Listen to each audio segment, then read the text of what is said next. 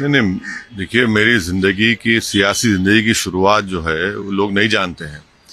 तो इन हालात से हम पहले से गुजरते हैं, अभी गुजरेंगे, तो इसमें मनोबल क्यों होगा। वो उनके पार्टी का फैसला लिए चले गए।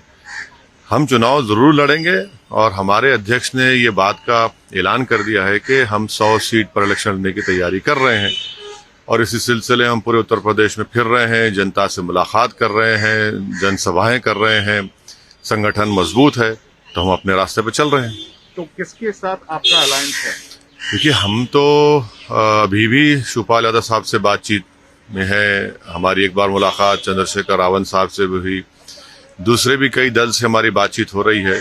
तो आगे देखिए क्या होता है। क्या आपको लगता है कि जब आप 100 सीट पे चुनाव लड़ेंगे तो सिर्फ उम्मीदवार मुसलमान ना ना ना ना, उतारेंगे? नहीं। देखिए पार्टी का कैंडिडेट हमारे जो लड़ेंगे वो हर समाज से उनका ताल्लुक होगा, सिर्फ मुसलमान नहीं होंगे। आप जब चुनाव सभा कर रहे हैं तो अखिलेश यादव भी मैदान में हैं और ये बताया जाता है कि अखिलेश यादव और बीजेपी के बीच की लड़ाई है। उन्होंने कहा बंगाल में खेला हुआ और अब यहाँ होगा खदेड़ा होगा। देखिए अखिलेश यादव को ये समझना चाहिए कि MY कॉम्बिनेशन काम में नहीं आएगा। 2014 में वो सत्ता में थे, हार गए। 17 में विधानसभा का चुनाव हुआ, कांग्रेस साथ अलायंस किए, वो उखड़ गए। 19 में BSP के साथ बड़ा फॉर्मेटिव अलायंस बहन जी से किया, तब भी वो अलायंस से 15 सीट जीत पाया। तो अब वो ये कह रहे हैं तो उनसे ही पूछा जाए कि भाई किस बुनियाद पे कह रहे हैं। एक सवाल हटकर यूपी से है, पेगासस को लेकर एक बड़ी अपडेट हुई है। क्या आपको लगता है कि जो ये टीम गठित हुई है वो सच्चाई सामने लाएगी? देखिए सुप्रीम कोर्ट ने जो फैसला लिया है वो फंडामेंटल राइट्स को अपहोल्ड करता है और हम शुरू से कहते आ रहे हैं कि किसी भी इंडिविजुअल सिटीजन की उसका सर्वेलेंस और स्नूपिंग नहीं होना चाहिए, क्योंकि सुप्रीम कोर्ट ने अपने फैसले में कह दिया कि प्राइवेसी हर सिटीजन का फंडामेंटल राइट है।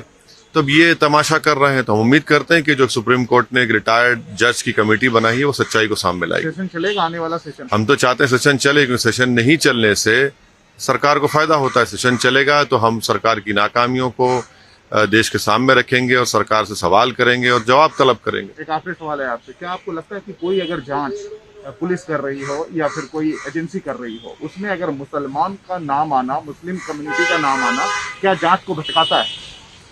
देखिए जितनी जांच अगर मुसलमान उसमें एक्यूज होता है तो वो पूरी बायस्ड होती है। इसके लिए मैं नहीं कह रहा हूँ, कई कमिटीज हैं, कमीशन की रिपोर्ट है, सच्चाई तो सामने आती नहीं है। तो ये हकीकत है। अब चुनाव आता है तो किसी को बलि का बकरा बना दिया जाए, किसी को डरा कर, किसी एक समाज को डरा कर उनका वोट हासिल किया जाए, तो हमेशा चलता आ रहा है और उम्मीद करते हैं कि खत्म हो। ये चीजें गलत हैं बिल्कुल। मुस्लिम नाम क्या पॉलिटिकल टूल्स है? नहीं, मुस्लिम नाम से पोलराइजेशन करने की कोशिशें की जाती हैं। मुसलमानों को बीजेपी मुसलमानों का डर मेजॉरिटी कम्युनिटी पैदा करती है और दूसरे पार्टियां मुसलमानों को डरा कर वोट हासिल करती है। हम ये कह रहे हैं कि ना आपको बीजेपी से डरना है, ना किसी पार्टी को डर कर वोट देना है। आपको उम्मीद पर अपनी एक पॉलिटिकल लीडरशिप को इस यूपी के चुनाव